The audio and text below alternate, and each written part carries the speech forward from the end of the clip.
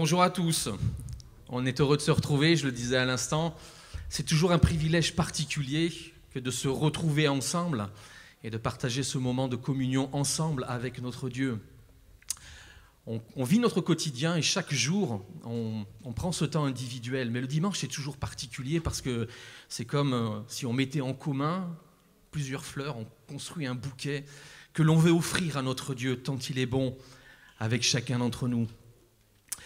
Pour commencer ce culte, j'aimerais qu'on puisse partager un texte. C'est le psaume 24. C'est un texte qui a été lu il n'y a pas très longtemps par Manu et qui m'avait particulièrement touché. Ce sont des choses que l'on connaît, mais qui remettaient l'accent sur quelque chose d'important. Et nous voudrions le partager avec vous ce matin. On va prendre la moitié de ce texte dans un premier temps, et puis ensuite on prendra un chant qui dit « Je viens dans ta présence, Seigneur de l'univers ». Rien n'a plus d'importance, rien n'a plus de valeur. L'autre partie du chant nous dit « Je viens dans ta présence, déposer mes fardeaux, tout ce qui peut me retenir de m'approcher de toi ». Ce texte nous dit « La terre et ses richesses appartiennent à l'Éternel, l'univers est à lui avec ceux qui l'habitent. Notre Dieu est un grand Dieu. » Amen. C'est lui qui a fondé la terre sur la mer, qui l'a établie fermement au-dessus des cours d'eau. Et là, le psalmiste se pose la question, mais devant un Dieu si grand, un Dieu saint, qui pourra accéder au mont de l'Éternel? Qui pourra se tenir dans sa demeure sainte? La réponse, l'innocent aux mains nettes et qui a le cœur pur, qui ne se tourne pas vers le mensonge et qui ne jure pas pour tromper son prochain. Celui qui vit ainsi sera béni par l'Éternel. Il obtiendra justice de son Dieu qui le sauve. Ô Éternel, tel est le peuple qui te révère et qui s'attache à toi, Dieu de Jacob. Quand on s'approche de Dieu, on a ces deux images. Ce Dieu grand, ce Dieu puissant, ce Dieu saint. Mais lorsqu'il est question d'un cœur net, d'un cœur pur, lorsqu'on s'examine, ce n'est pas forcément toujours le cas. Mais la bonne nouvelle, et nous l'avons fêté la semaine dernière, c'est que Christ a tout accompli pour que nous puissions nous présenter devant lui. Quel que soit l'état de notre cœur, que nous puissions rentrer dans sa présence. S'il y a des fardeaux, que nous puissions les déposer. S'il y a des choses à régler, que nous puissions prendre ce temps de poser les choses pour que rien ne vienne faire obstacle à ce que nous voulons vivre avec notre Dieu. On va prendre ce chant, je viens dans ta présence. Je vous invite à vous lever. On prendra un temps de recueillement à l'issue de ce chant pour que chacun ait le temps de poser les choses dans la tranquillité, dans la paix du cœur, pour entrer dans la présence de notre Dieu.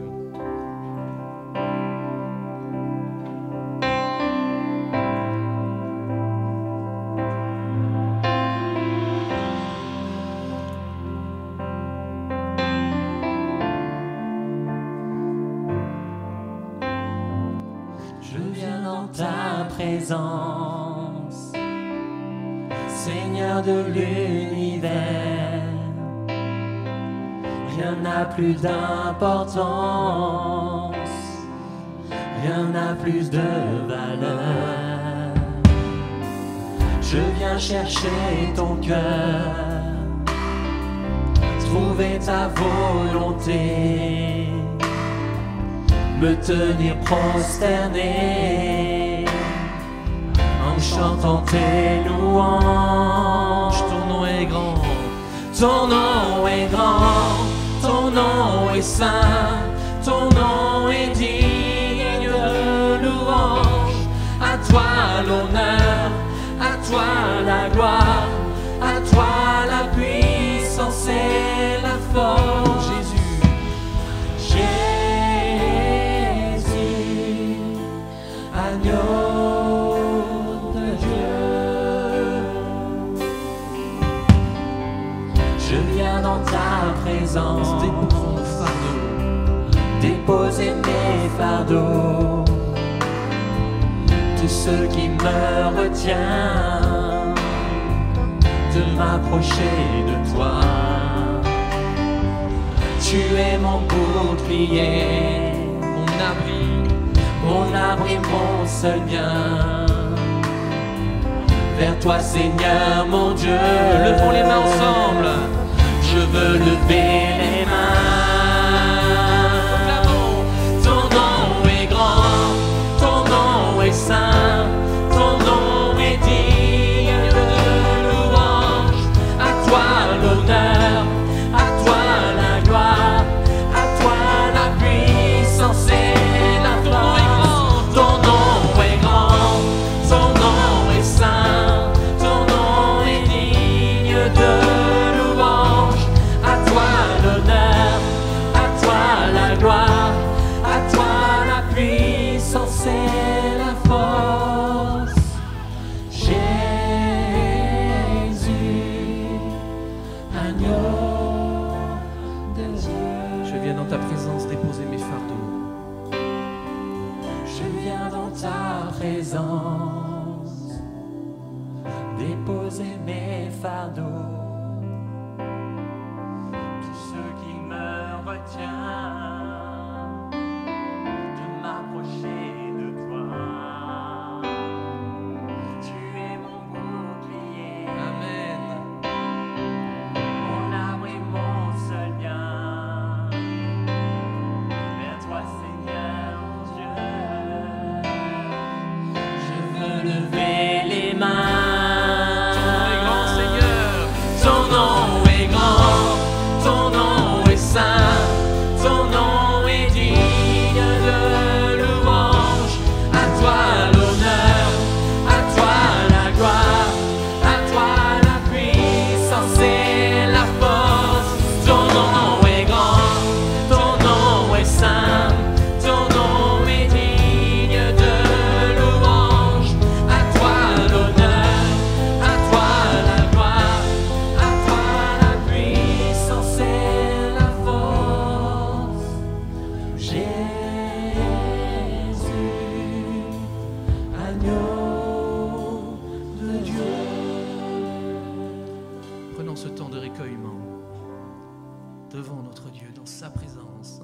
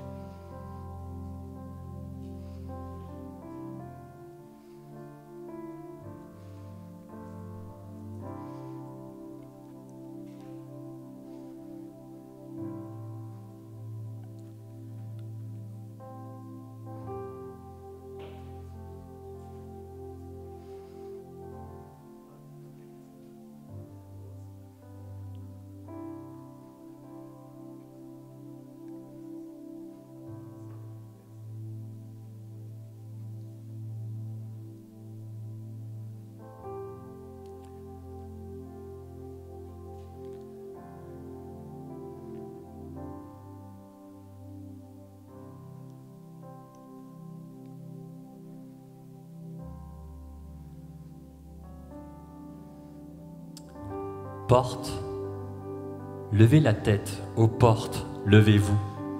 Relevez vos frontons aux portes. Haussez-vous, vous portes éternelles, pour que le roi de gloire y fasse son entrée. Qui est ce roi de gloire? C'est l'Éternel, le fort et le vaillant. Oui, l'Éternel vaillant dans les combats. Portes, levez la tête aux portes. Levez-vous, relevez vos frontons aux portes. Haussez-vous, vous portes éternelles, pour que le roi de gloire y fasse son entrée. Qui est ce roi de gloire? Le Seigneur des armées célestes, c'est lui le roi de gloire. Amen. Amen.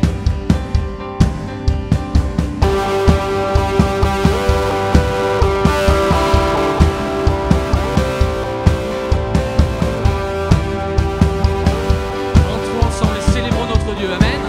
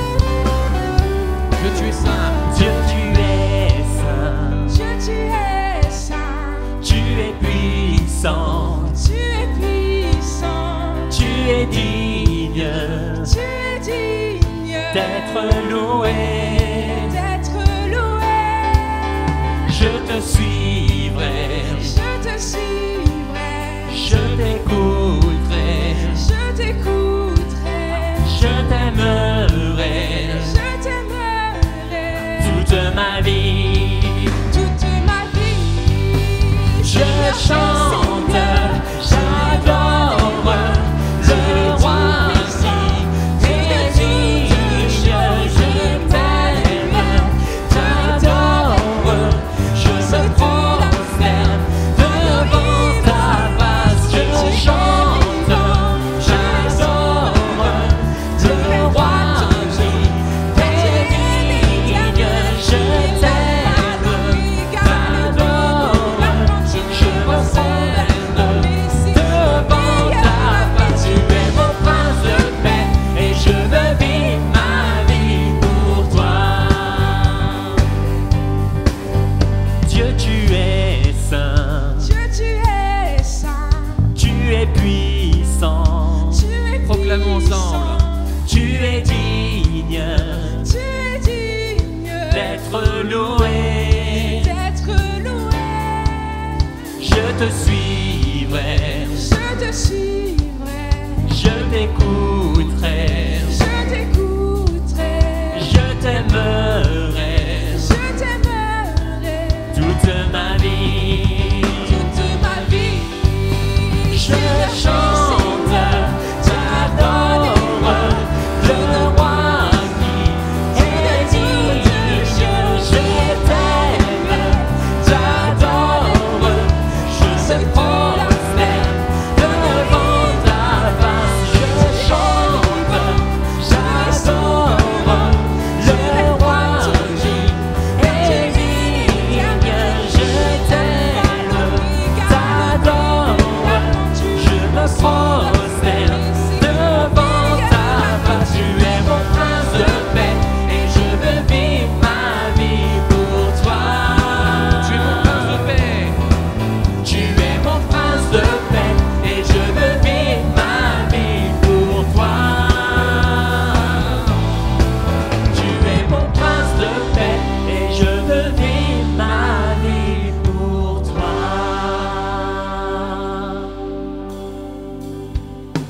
Faisons monter, monter un parfum de louange. Faisons monter, monter notre adoration. Faisons monter, monter un parfum de louange. Faisons monter, monter notre adoration. Faisons monter, monter un parfum de louange. Faisons monter, monter notre adoration. Faisons monter, monter un parfum de louange. Faisons monter, monter notre adoration. Je vous propose maintenant d'élever votre voix dans la présence de notre Dieu, l'un après l'autre, que nous puissions dire à notre Dieu combien il est grand, combien il est précieux pour nous. Seigneur, je veux être reconnaissant pour le privilège qui est le mien de pouvoir me tenir devant le Dieu saint. Seigneur, c'est impensable qu'une chose pareille ait pu être faite et tu l'as faite par amour pour chacun d'entre nous. Je veux t'apporter ma reconnaissance, mes actions de grâce.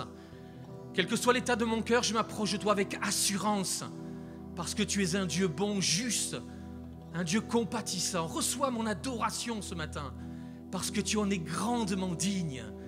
Alléluia.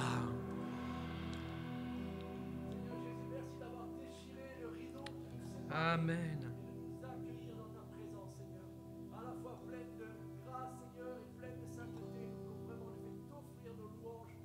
Encore nos vies entières. Reçois cette adoration car tu en es digne. Amen. Alléluia.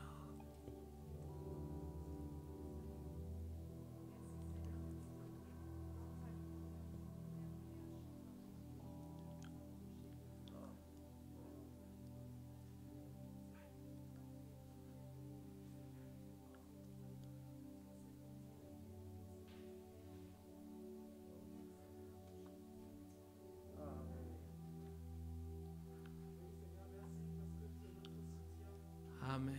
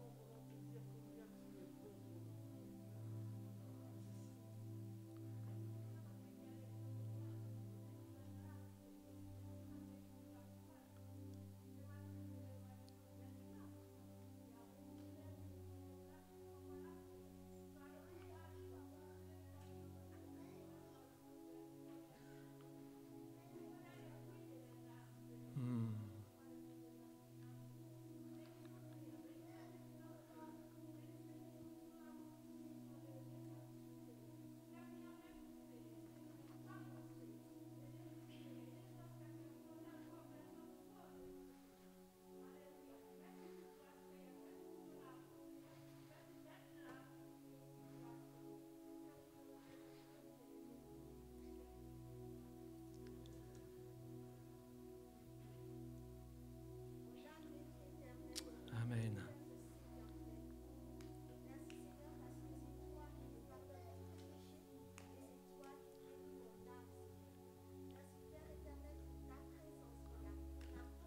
Amen, amen.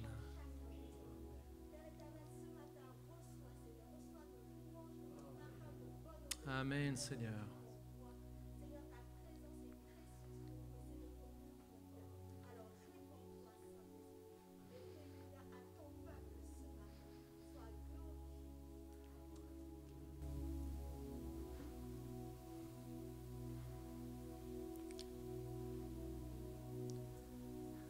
On va laisser aller les enfants et rester dans cette attitude d'adoration.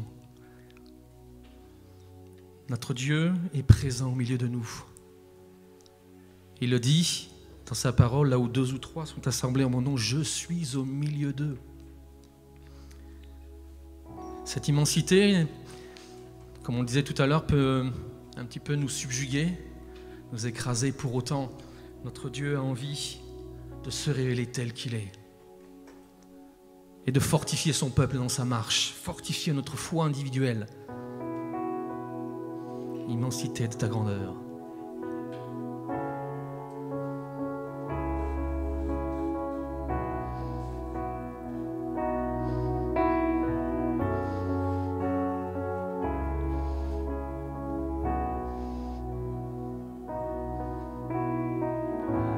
L'immensité de ta grandeur me montre que je ne suis rien. Mais quand tu façonnais la terre, j'étais déjà près de ton cœur. Tu m'aimais avant que je sois. Et pour moi tu as tout donné. Toi seul pouvais me libérer. C'est pourquoi je veux t'adorer. Toi seul est digne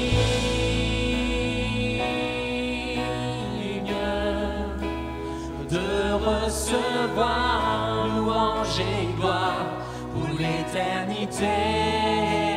Toi seul est digne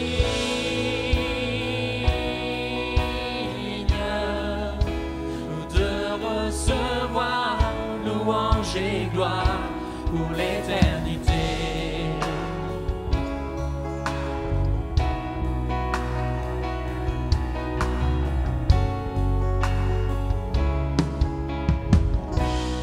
Dans ta présence, je me tiens, Seigneur. Dans ta présence, je me tiens. Car tu as ce dont j'ai besoin. La joie, la vie et le bonheur sont dans tes barbes, mon sauveur. Toi seul est digne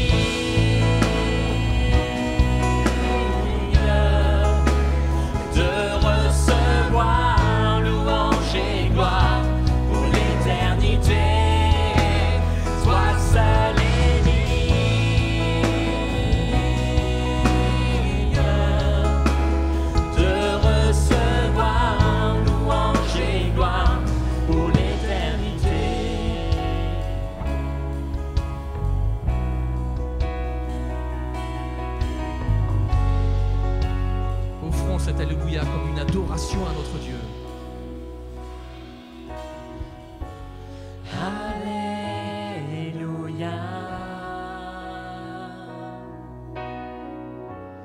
Alléluia.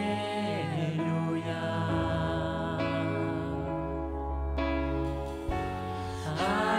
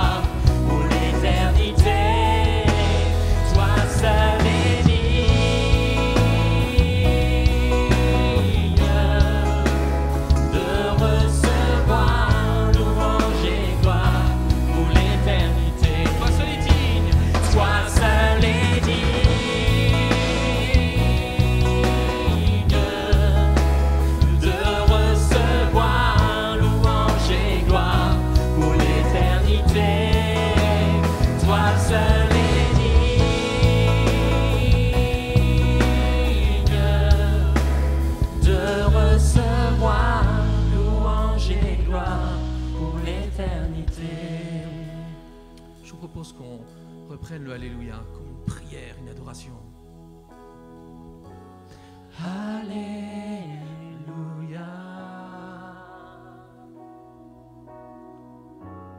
Alléluia.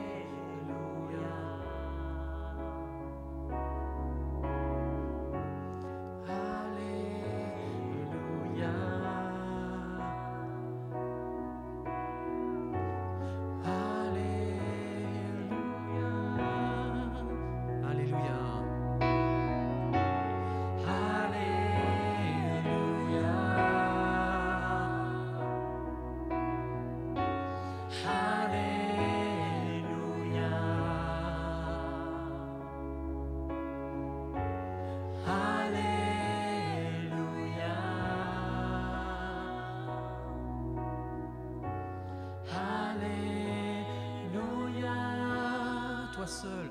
Toi seul est digne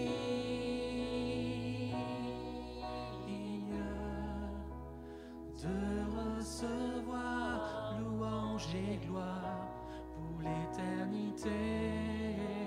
Toi seul est digne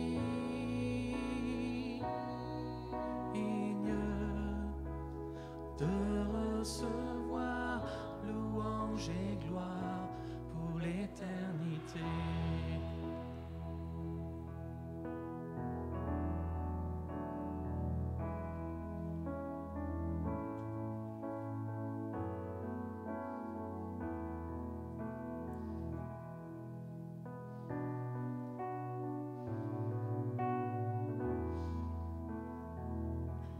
Quand je sonde l'univers,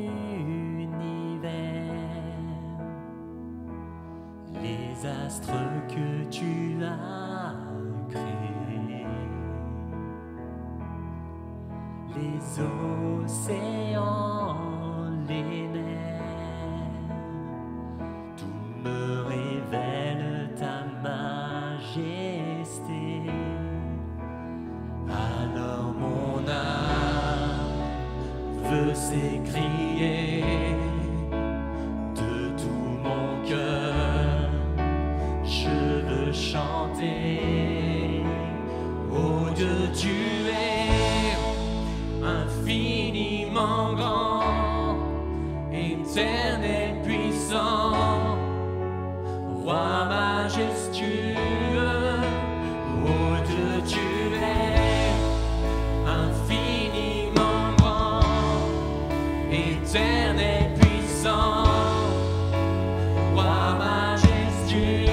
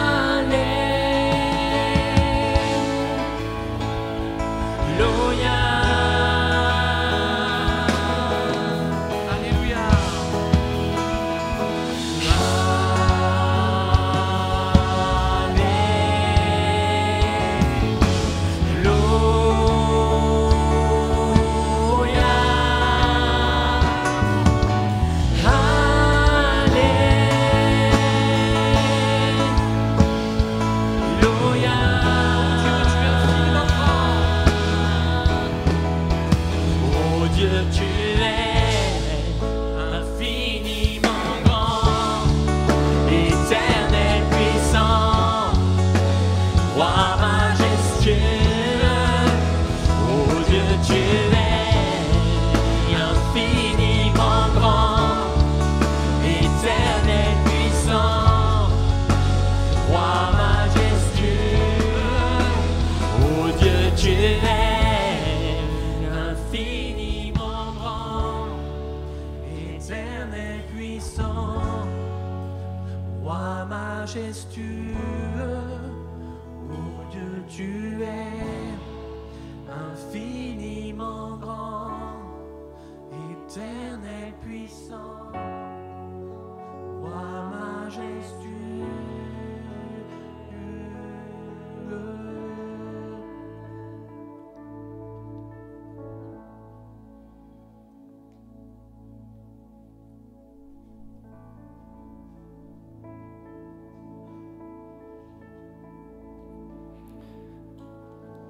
Vous pouvez prendre place et nous allons prier.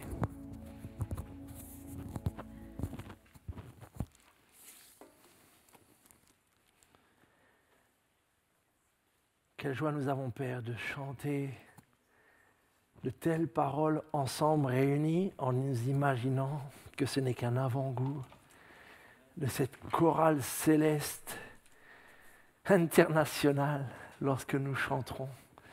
C'est Alléluia et bien d'autres louanges. Mais dès maintenant, en effet, nous voulons le dire, tu en es digne. Tu en es digne, Seigneur. Peut-être pas qu'était dimanche dernier, mais pour nous, c'est chaque instant dans nos cœurs que tu es ressuscité. Et nous l'avons chanté, tu as ce dont nous avons besoin. En fait, tu es celui dont nous avons besoin. Et c'est ce que nous te demandons dans ta grâce, c'est de recevoir plus de toi en nous, plus de ta personne, ta présence, ta vérité, ton esprit qui nous transforme et nous rend semblables à Jésus. C'est vraiment notre prière, notre Dieu. Et nous te demandons la grâce de faire aussi ce que nous avons chanté, t'écouter, te suivre, Seigneur, sur ce chemin où tu nous conduis. Et nous savons que tu es fidèle, tu nous y mènes pas à pas. Viens, je t'en prie, Seigneur, parle-nous comme à tes enfants, pour la gloire de ton nom. Amen. Bonjour à tous, heureux de vous retrouver. J'ai entendu un jour cette histoire d'un groupe d'évangélisation de OM qui était sur une petite place dans une ville de France, et à un moment donné, durant le temps d'évangélisation qu'ils animaient dans la rue, l'un des évangélistes a crié haut et fort « Jésus est la réponse !» Et quelqu'un est passé, au même moment, il a dit « Mais c'est quoi la question ?» Et cette petite anecdote, à la fois humoristique, mais compréhensible en même temps, si nous sommes toujours en train de dire « Jésus est la réponse », mais quelle est la question ? Et à partir d'aujourd'hui, et pendant plusieurs dimanches jusqu'au mois de juin, nous démarrons une nouvelle série sur le salut. Chaque dimanche, nous affirmons par nos chants, c'était encore le cas ce matin, nous affirmons par nos prières que Jésus est le Sauveur, que Jésus est notre Sauveur. Et c'est logique que nous le fassions, d'autant plus que dimanche dernier, le week-end dernier à Pâques, notre frère Evis, notre frère Cédric nous ont rappelé les précieuses vérités concernant ce temps de Pâques et ces événements de la crucifixion, de la résurrection. Et quand on découvre, quand on entend cela, même si on le réentend, on ne peut pas rester indifférent, on ne peut pas se taire et garder une si merveilleuse nouvelle pour nous. Et donc on a envie de crier « Jésus est le Sauveur !» Mais si je criais « Jésus est le Sauveur » dans la rue de Ponto, dans le parc de la mairie, quelqu'un peut-être pourrait me répondre « S'il est le Sauveur, pourquoi toutes ces épreuves dans la vie alors ? S'il est le Sauveur, j'ai donc rien à faire.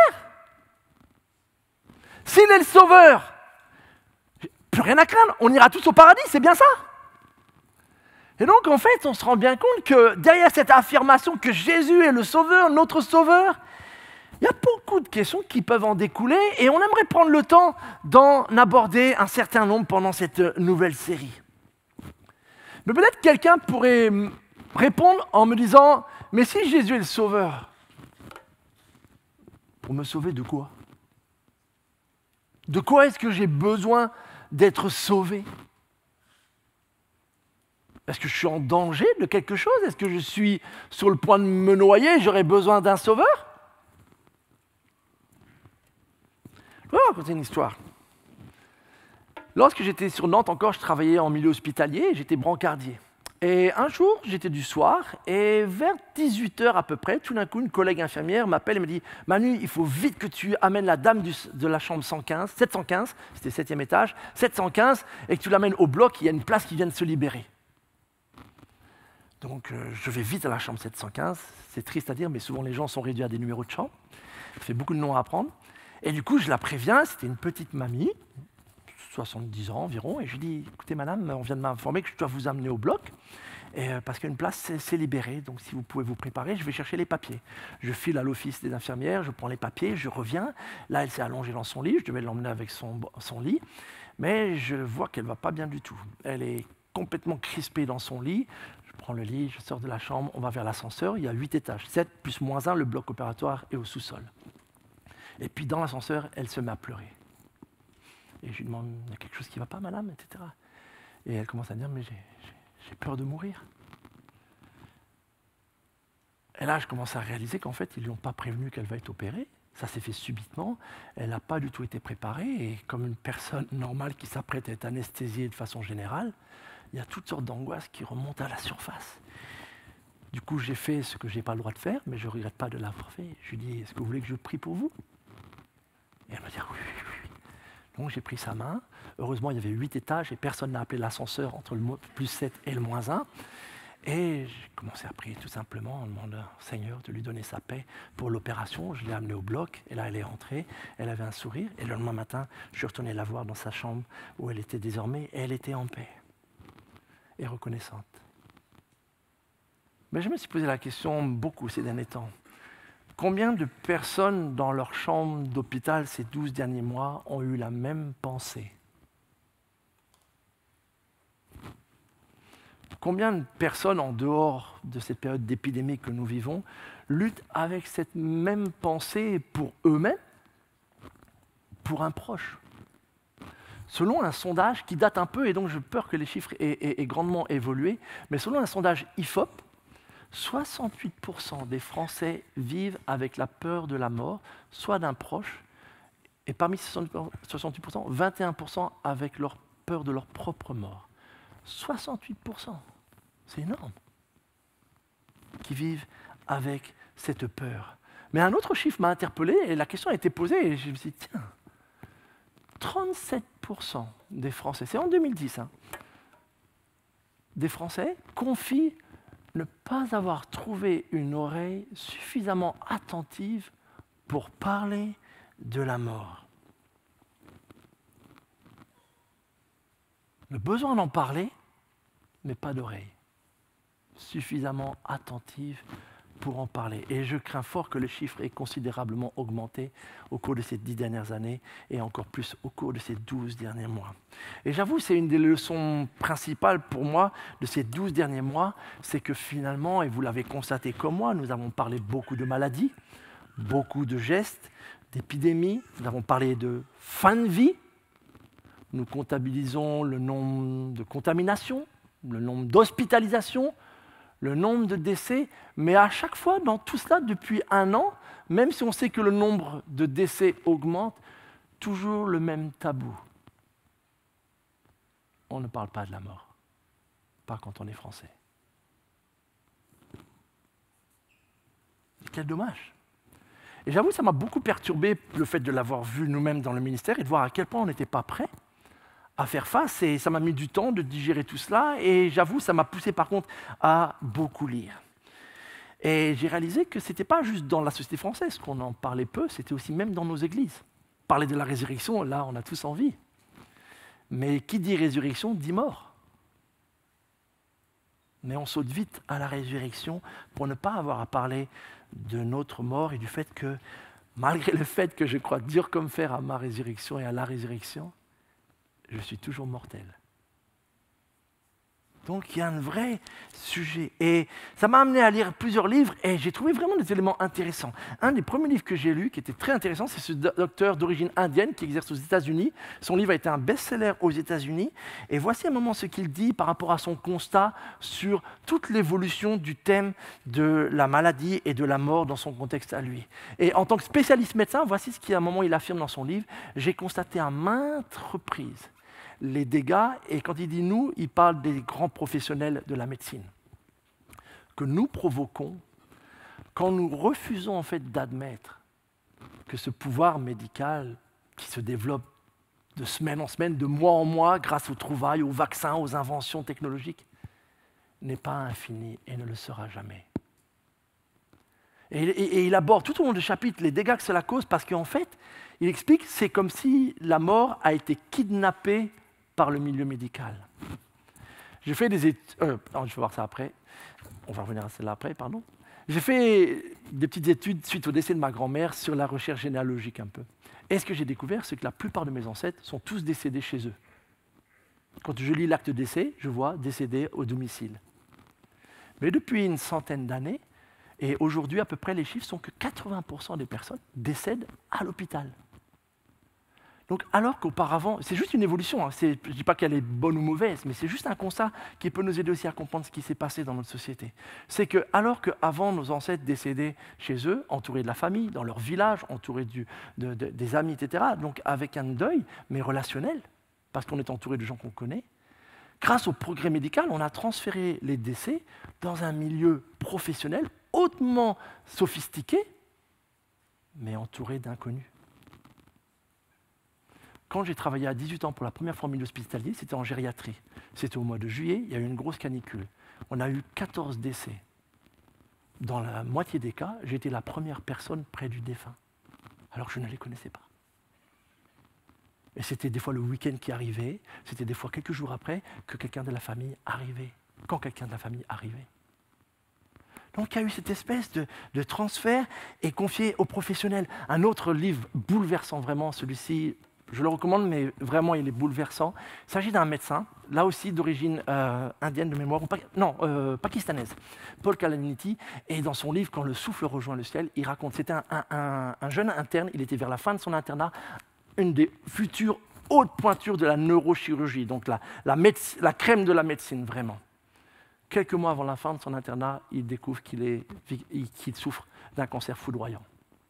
Et il va vite se mettre le temps d'écrire, le temps qui lui reste. C'est son épouse qui écrit le dernier chapitre. Mais il dit cette phrase suivante. « Mon rapport aux statistiques changea du tout au tout à l'instant où j'en devins une. »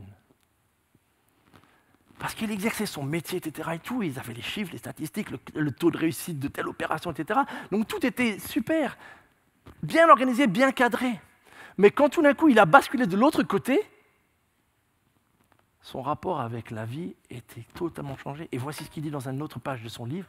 En fait, la science, c'est sans doute l'outil le plus puissant qui permette d'organiser les données empiriques. C'est génial, avec la science, on fabrique des fusées, des avions, des machines extraordinaires, on fabrique de la technologie, des ordinateurs qui vont à une vitesse incroyable, on peut faire des choses grandioses. Mais en fait, le pouvoir de la science se fonde sur, par contre, son incapacité à aborder les aspects les plus centraux de l'être humain, ses espoirs, ses peurs, ses sentiments d'amour et de haine. En fait, ce qui le fait s'épanouir et souffrir. C'est-à-dire qu'en fait, tout ce qui compte vraiment, la science est hors sujet. Et il finit par dire, en fait, je retournais finalement aux valeurs centrales du christianisme qu'il avait totalement abandonné durant son internat. Et finalement, il disait, sacrifice, rédemption, pardon. Cela résonnait bien plus en moi.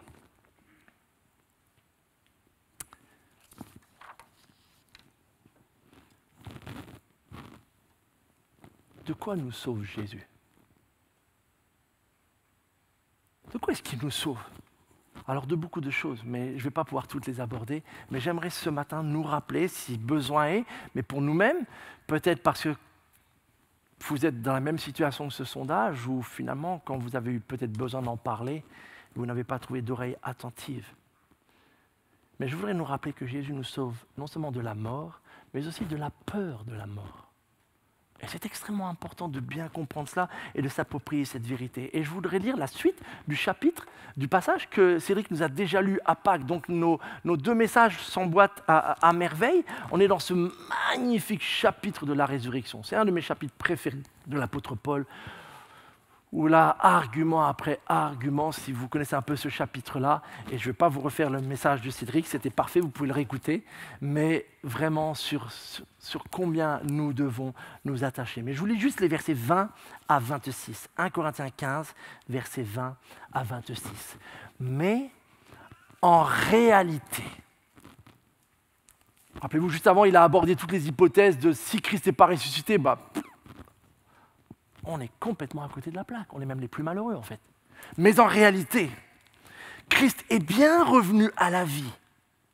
Et comme les premiers fruits de la moisson, il annonce la résurrection des morts.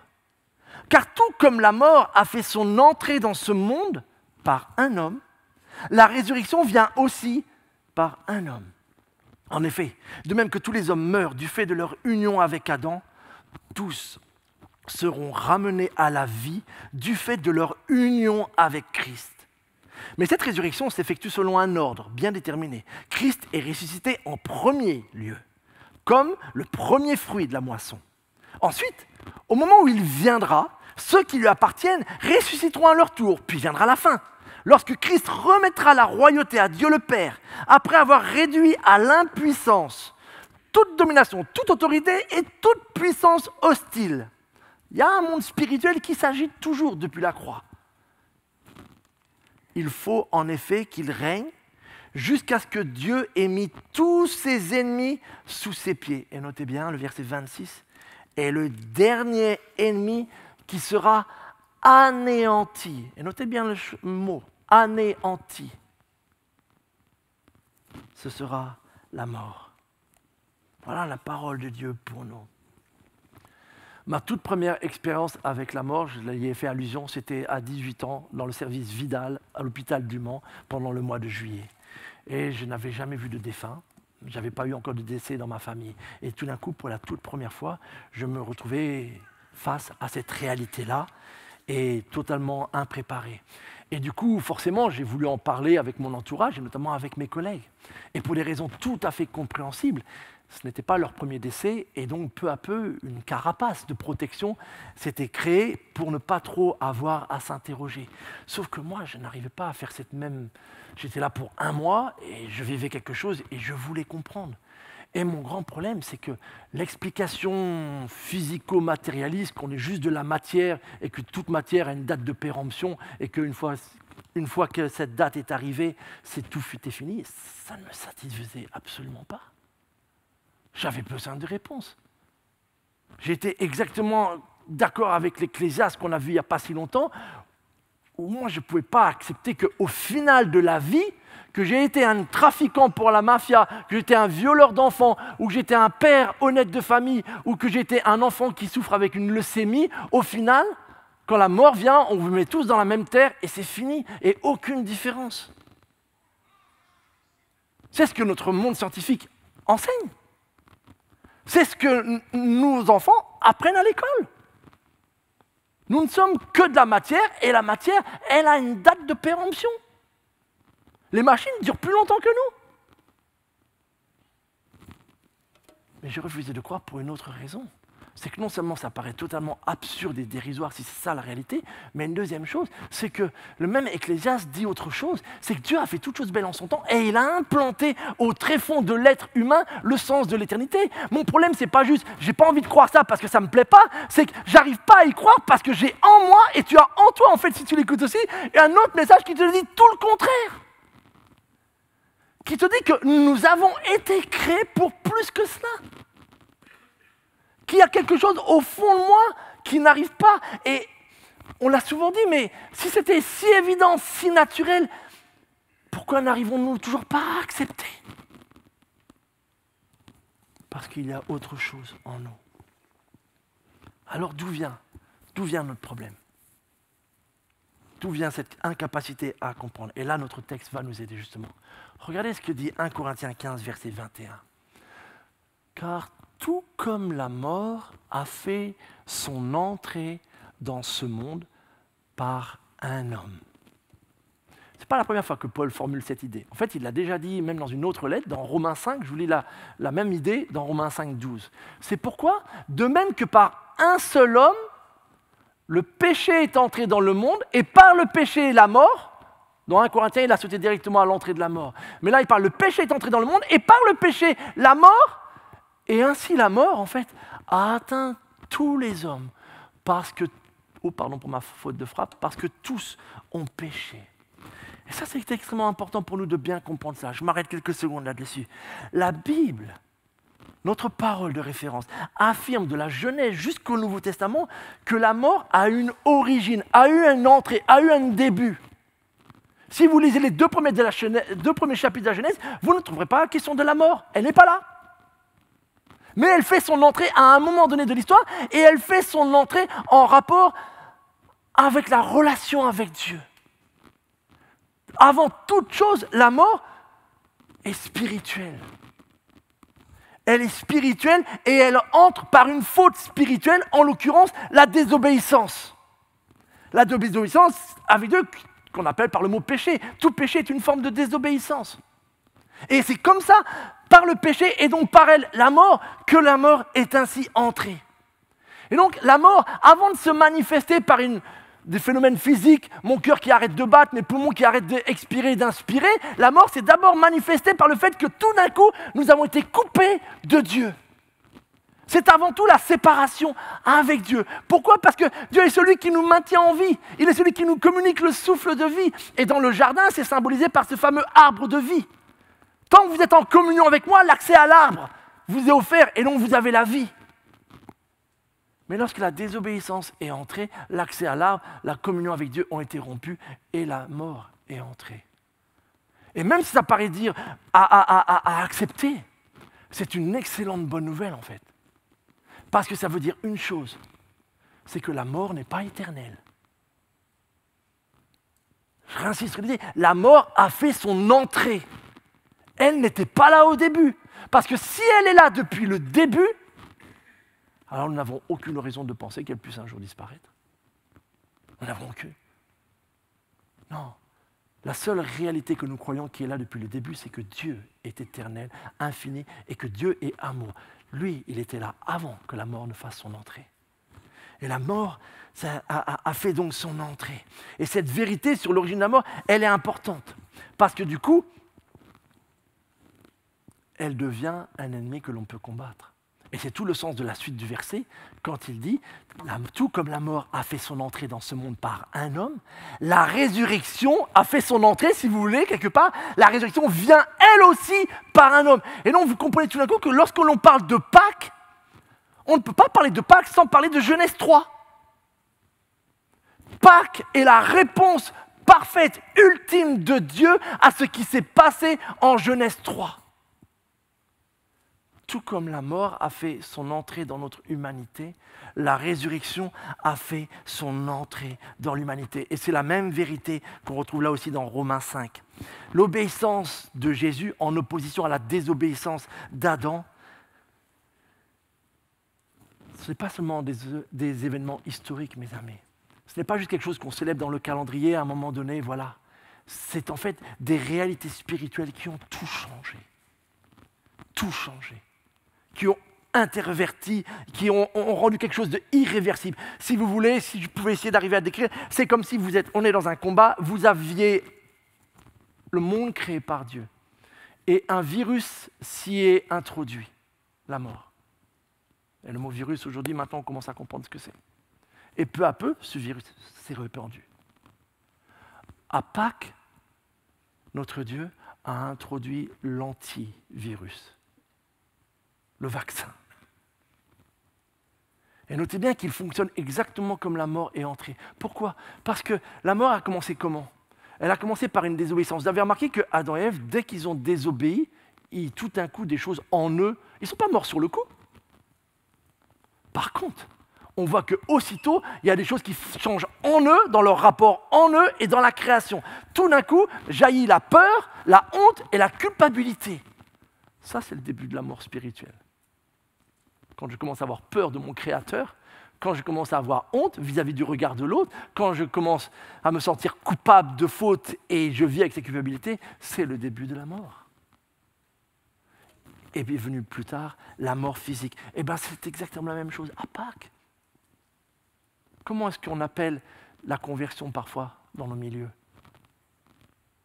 Une nouvelle naissance. Jésus dans Jean parle de résurrection. Il dit nous sommes déjà ressuscités. Non, j'ai l'impression, vu mes douleurs de dos, je n'ai pas l'impression d'avoir déjà mon corps éternel. J'espère que ce n'est pas celui-là. Mais si, spirituellement, si tu as expérimenté la nouvelle naissance, ta résurrection a déjà commencé. Tu es déjà né de nouveau. Le Manu nouveau que je suis est éternel. Depuis que j'ai placé ma confiance en lui. Et donc quelque chose de nouveau a déjà commencé en toi et en moi si tu as fait cette expérience-là. Bien sûr, j'attends la suite, la deuxième phase. Tout comme on est mort spirituellement puis physiquement, je renais spirituellement en attendant cette résurrection spirituelle. Physique, pardon. Donc Christ a justement abordé cette question. Et là, dans ce texte de verset 20, je relis le verset qui est juste avant, mais en réalité, regardez, Christ est bien revenu à la vie, et là, il introduit une dimension d'ordre, de chronologie. Et comme les premiers fruits de la moisson, on guette les premières cerises dans notre jardin, ça y est, il y a les fleurs, etc., on sait que c'est un peu, mais il y a les premières, et puis après, il y a toute la fameuse récolte. C'est exactement pareil pour la résurrection. Christ est le premier fruit, le premier. Mais le fait qu'il y ait un premier, il annonce la résurrection des morts. Il le redit, je pensais que j'avais mis l'autre passage, il le redit dans le verset 21 aussi à nouveau. Et il y a une deuxième vérité qui est importante pour nous du coup. Est-ce que j'ai mis le chiffre du sondage? Oui, voilà. 26% des Français vivent avec un sentiment de culpabilité ou de regret après la mort d'un proche. Là aussi, c'est énorme. Je me rappelle avoir eu une fois une personne qui n'est pas de notre église, donc ne cherchez pas, vraiment qui m'appelait par le biais d'une connaissance commune, et qui m'appelait parce qu'elle n'arrivait pas à survivre au décès de son père, parce qu'elle était persuadée que quelque part, elle en était responsable. Par des disputes d'enfants, par des mots qu'elle avait dits dans son adolescence, elle se sentait responsable. Et là, vous vous trouvez un peu à court, comment lui faire prendre conscience? Mais ça peut vraiment être une lutte. Donc si on ne la connaît pas, quelque part, remercier le Seigneur, heureusement, mais ça peut vraiment être un vrai fardeau lorsqu'on croule sous les regrets ou sous un sentiment de culpabilité après la mort d'un proche. Et là, nous avons une merveilleuse nouvelle qui nous vient de Hébreux. Regardez ce qu'il dit. Je vous explique un peu le début pour nous remettre dans le contexte. Puisque ces disciples sont des êtres de chair et de sang, donc les disciples de Jésus étaient des hommes et des femmes, et nous le sommes, de chair et de sang. Jésus a lui aussi, de la même manière, en s'incarnant, partagé notre condition. Pourquoi est-ce qu'il a fait ça? Il l'a fait pour réduire à l'impuissance, par sa mort justement. Sa mort n'est pas un échec, sa mort est une victoire. Par sa mort, qu'est-ce qu'il a fait? Il a réduit à l'impuissance celui qui détenait le pouvoir de la mort, c'est-à-dire le diable. Ce n'est pas que le diable a la puissance de la mort, de dire j'ai envie que tu meurs, j'ai envie que tu ne meurs pas. Non, il n'a pas ce pouvoir. Ça, c'est le pouvoir que Dieu a. Seul Dieu a le pouvoir de vie et de mort. Mais, ceci dit, Satan, lui, a ce pouvoir de nous faire peur et de nous maintenir dans cet esclavage de la mort. Et quelque part, puisque c'est par son mensonge et sa tentation qui est entrée, il représente quelque part aussi celui qui a le pouvoir de la mort. C'est le sens là ici. Donc le diable. Et qu'a fait Jésus? Pour délivrer tous ceux qui étaient réduits à l'esclavage leur vie durant par la peur de la mort. Pourquoi? Parce qu'il y a plein de choses parfois irrationnelles que nous faisons par peur de la mort. Les gens vont prendre des décisions des fois ahurissantes par peur, pour se protéger, pour protéger quelqu'un d'autre. Les gens vont être prêts à faire toutes sortes de choses, et souvent des choses graves. Tout simplement parce qu'ils sont dans cet esclavage de la peur de la mort.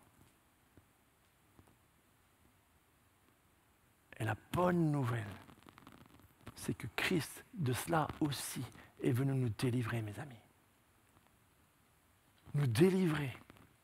Qui fait que je n'ai pas besoin d'aller voir quelqu'un, etc., pour commencer à faire mon petit bidule, que je n'ai pas besoin de m'attacher, que je n'ai pas besoin de succomber à la superstition, que je n'ai pas besoin d'éviter certains mots, parce que la dernière fois que je l'ai dit, c'est passé ça, etc., etc. Tout ça, c'est l'esclavage de la peur de la mort. toutes les formes de superstition, etc. C'est ni plus ni moins que ça au final. Je veux m'assurer maître pour être sûr que je ne crée pas quelque chose et que peut-être ça me retombe dessus un jour. Christ est venu nous libérer de la puissance. Et ce que dit Hébreu est extrêmement pertinent et on en voit les fruits aussitôt dans la vie des chrétiens. Rappelez-vous que les disciples ont été loin d'être courageux quand leur Seigneur a été arrêté, n'est-ce pas? Pourquoi? Parce qu'ils avaient peur de la mort. Pierre, tout vaillant qu'il est, je suis prêt à mourir pour toi. Ouais, mais au moment où un enfant lui dit, tu ne fais pas partie aussi des disciples, il n'arrive plus à être aussi sûr. Parce qu'il commence à voir que ça va mal se passer pour son Seigneur. Et donc, paralysé par la peur, il n'est plus prêt vraiment à suivre le même chemin. Et jusqu'à ce qu'ils aient l'épreuve de sa résurrection, ils sont pétrifiés par la peur. Or, qu'est-ce qui se passe une fois qu'ils sont suffisamment affermis dans leur fait que leur Seigneur, malgré l'étonnement, l'émerveillement que cela représente pour eux, leur la bousculade d'idées en eux, qu'est-ce qui se passe? Tout d'un coup, ils deviennent prêts à annoncer l'Évangile partout. C'est pas qu'ils sont devenus des espèces de kamikazes qui n'aiment plus la vie, c'est pas grave, allez notre maître est mort. Non, c'est tout l'inverse. Ils aiment toujours autant la vie et ils prient pour les malades, ils prient pour la guérison, ils aiment la bonne santé. Sauf que maintenant, par la résurrection de leur Seigneur, ils sont désormais conscients qu'une autre réalité est entrée dans l'humanité et que la mort ne signifie plus la fin de l'histoire. Mais un voile à traverser et qui a assurément une vie après cette mort. Et c'est ça qui va les remplir de confiance. C'est cela qui va leur permettre d'être tout d'un coup, et vous savez comme moi, 11 des 12 sont morts martyrs. Mais pas en méprisant la vie. Ils ont pu mourir comme ça pour la simple et bonne raison qu'ils n'étaient plus esclaves de la peur de la mort. Et ça, c'est une confiance qui a habité les chrétiens, et plusieurs historiens se sont penchés sur l'impact de la foi en la résurrection, sur l'attitude des chrétiens lors des premiers siècles. Et on a des fois fait référence lors de la série sur l'Épître aux Romains, mais voici ce que dit un des évêques, l'évêque Cyprien de Carthage, 3e siècle. Considérons, fin 3e, début 4e, considérons cette épidémie, tiens, c'est pas moi qui choisis, hein. Considérons cette épidémie comme une occasion d'apprendre à ne pas craindre la mort. Wow. Voici ce qu'un évêque dit à ses paroissiens au IVe siècle, alors que de nouveau une épidémie frappe et il n'y avait pas les gestes sanitaires. Considérons cette épidémie comme une occasion d'apprendre à ne pas craindre la mort. Et là, une fois de plus, les historiens sont tous formels. Les chrétiens ont réagi avec un courage exemplaire, alors que tous les païens qui étaient paralysés par l'esclavage de la peur de la mort abandonnaient leurs propres membres de la famille. Par peur de contagion, par peur de contamination, ils abandonnaient. Les gens mettaient un malade sur le bord de la route et on ne sait pas si c'est contagieux ce qu'il a. Et les chrétiens recueillaient ces gens-là, au péril de leur vie parfois, mais pour une raison toute simple. C'est que leur foi en la résurrection les avait délivrés de la peur de la mort, mes amis. Et la troisième vérité, c'est que voilà, c'est dit dans ce texte, il annonce la résurrection des morts. Donc comme j'ai dit tout à l'heure, j'ai un peu anticipé, c'est qu'il y a un ordre, il y a une chronologie. Je l'ai dit aussi tout à l'heure, nous sommes toujours mortels.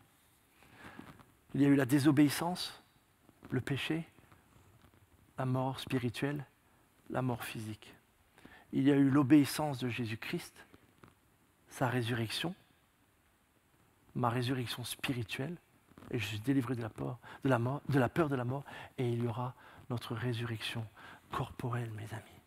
Et il le dit, le dernier ennemi, et notez ça, qui sera anéanti. Pourquoi? À la croix, Jésus a vaincu. Il a remporté la toute première victoire sur cette puissance de la mort. La toute première.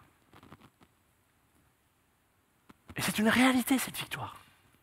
Il a été vu par des hommes comme vous et moi, qui n'étaient pas des crédules, des naïfs et des gens prêts à croire la première baliverne.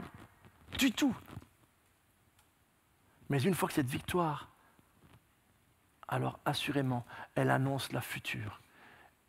Et tout comme la mort a fait son entrée, un jour, elle sortira. Et elle sera anéantie. L'Apocalypse parle de la mort, pour être pas plus explicite. Et ça, C'est une glorieuse nouvelle, mes amis. Paul le dit dans une autre lettre avec cette image suivante. Lorsque ce corps mortel aura revêtu, il parle au futur, parce que ça c'est à venir pour vous et moi.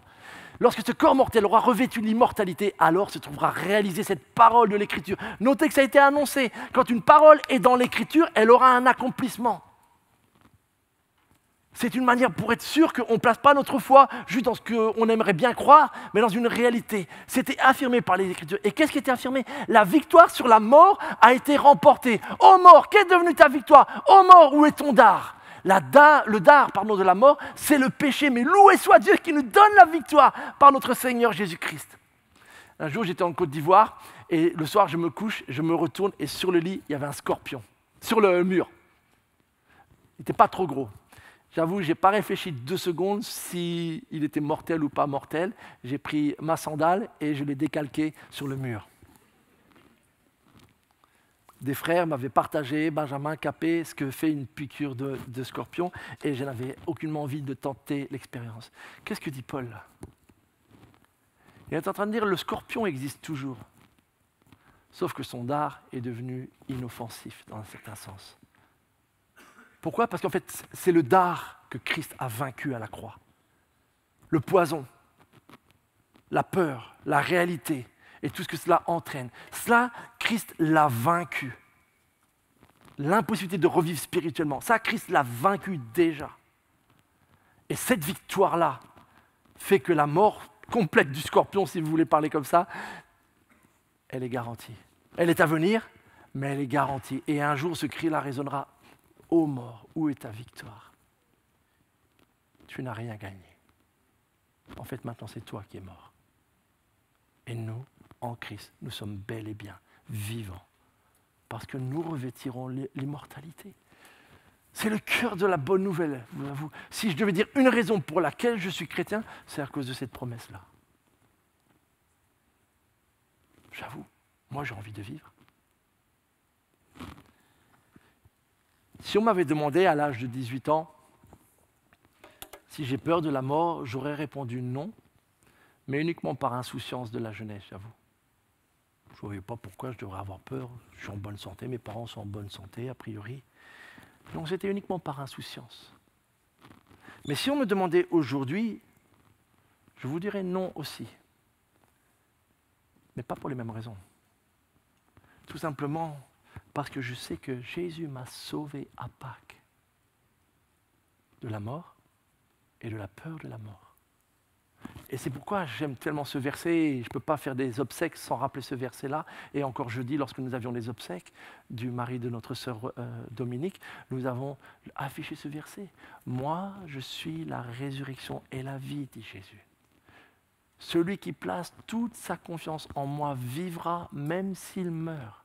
Et quiconque vit et croit en moi ne mourra jamais. Quand je vis ma vie, c'est en Christ que je la vis. Le jour où je mourrai physiquement, Christ sera ma résurrection. Crois-tu cela? C'est ma prière pour chacun d'entre nous. Et donc, si vous avez besoin d'une oreille attentive, nous voulons que l'Église soit cette oreille. Et donc, n'hésitez pas.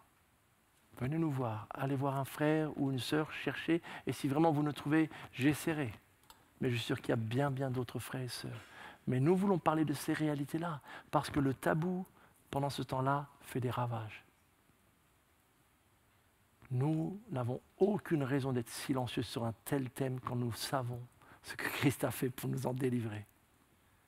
Et je pense que beaucoup de nos proches, de nos voisins, de nos collègues aimeraient bien connaître l'espérance que Christ nous a donnée. Donc si tu le crois, partage-le. Prions.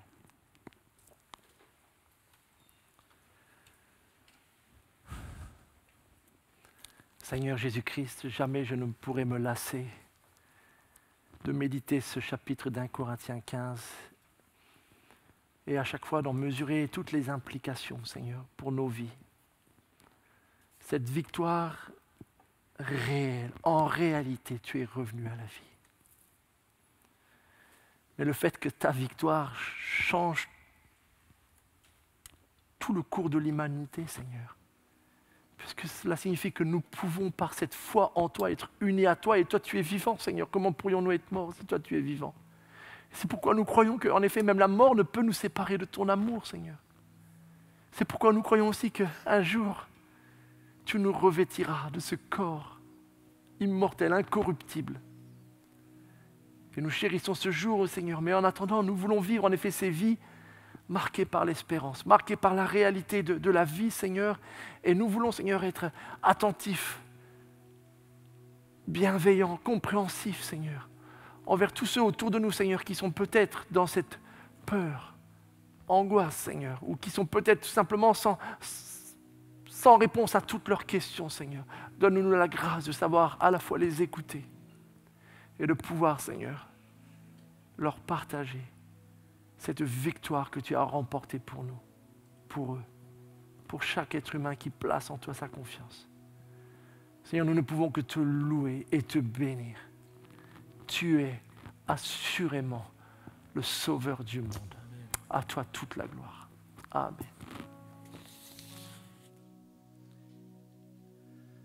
Je vous invite à vous lever. On va prendre ce chant qui dit « À la croix, je me prosterne, où ton sang coula pour moi ». Il est dit aussi « Tu as gagné sur la mort ». C'est une proclamation tellement puissante, encourageante, qui nous rappelle cette réalité.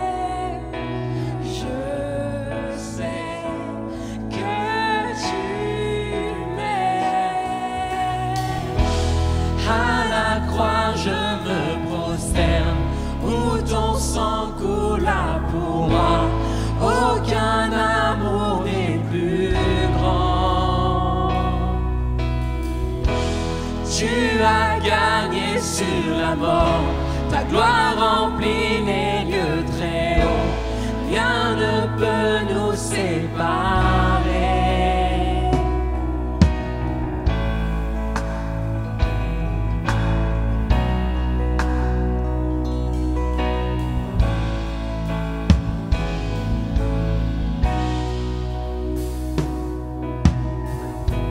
Tu marches devant.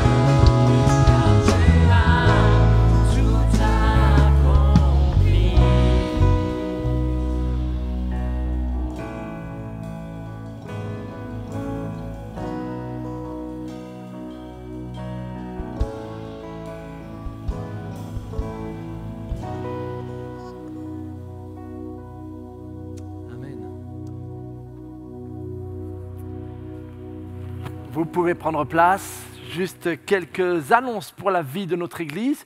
Tout d'abord, peut-être j'en rajoute juste une en amont. On prend du temps en semaine vraiment pour prier pour tous les frères et sœurs qui, par moment, sont diagnostiqués positifs au Covid. Heureusement, à ce jour-là, tous, assez rapidement, au bout de quelques jours, sont négatifs. Donc, si vous avez, parfois, dans votre situation ou autre, n'hésitez pas à nous faire remonter et on vous ajoutera vraiment dans nos listes de prières pour vraiment intercéder. Mais on était reconnaissants vendredi de voir que tous ceux qui étaient positifs la semaine dernière ne l'étaient plus une semaine après. Donc ça, on est vraiment reconnaissants.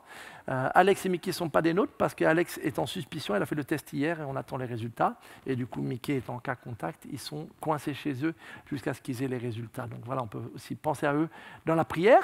Quelques annonces concernant la vie de notre Église. Tout d'abord, pour la mise en place vraiment de l'enfance, on vous demande vraiment en tant que parents d'aider le plus possible et de vraiment aussi encourager les équipes. C'est lourd le fait qu'on fasse à 2 cultes comme cela. Donc, une des petites choses qui aiderait énormément, si vous avez des enfants, ne vous inscrivez pas le samedi soir. Ça nous complique énormément la tâche parce que ça veut dire qu'on sait, jusqu'à la dernière minute, on ne sait pas combien il y a d'enfants. Donc, si vous pouvez, si vous avez des enfants qui bénéficient des classes, inscrivez-les tôt. D'accord ? Ça peut vraiment les aider parce que du coup, très tôt, on sait les effectifs et ils peuvent s'organiser. Sinon, le samedi soir, c'est trop tard pour rebondir, pour préparer, pour prévenir les gens. Donc voilà, ça c'est une petite... Et du coup, en lien avec Kidsland, c'est que pour des raisons pareilles de gestes sanitaires, c'est qu'on encourage à ce que chaque enfant ait sa propre trousse et sa propre Bible, non pas par égoïsme, mais comme vous pouvez l'imaginer, tout simplement pour éviter les échanges de crayons, de pots de colle, j'imagine. Donc voilà, donc si vous pouvez juste veiller à ça, ça peut être la petite trousse supplémentaire, ça peut être celle qu'ils utilisent à l'école, comme ils sont en vacances là. Donc voilà, les prochains dimanches, et qu'ils aient leur propre Bible, et si ce n'est pas encore le cas, il y a notre librairie où il y a des Bibles pour enfants. Ça, c'est la première annonce donc pour nos enfants et l'organisation. La deuxième, c'est pour la solidarité. On va avoir une grande opération pendant alors je n'ai pas tous les détails, mais pendant tout le mois d'avril, en solidarité avec tout un projet qui nous a été présenté de collecte de vêtements et notamment de couches. À partir de dimanche prochain, vous pouvez, ou même en semaine si vous êtes amené à venir en semaine sur Ponto, vous pouvez déposer des couches ou des vêtements et ça peut être, alors si possible quand même en bon état, mais après, hommes, femmes, enfants, peu importe, ce n'est pas pour notre équipe vestiaire ici, ces vêtements-là, ces sacs de vêtements vont être récupérés par une autre organisation et par camion, ils vont eux-mêmes après ensuite faire les tris éventuels nécessaires. Donc voilà, si vous avez des vêtements, si c'est le moment où vous voulez vider un peu vos armoires et préparer votre garde-robe du printemps, ben voilà, vous pouvez tout simplement, donc quand même des vêtements lavés, en bon état, et puis, tout ça dans des sacs de vêtements, si vous voulez déjà séparer femmes, enfants, adultes, pourquoi pas, hommes.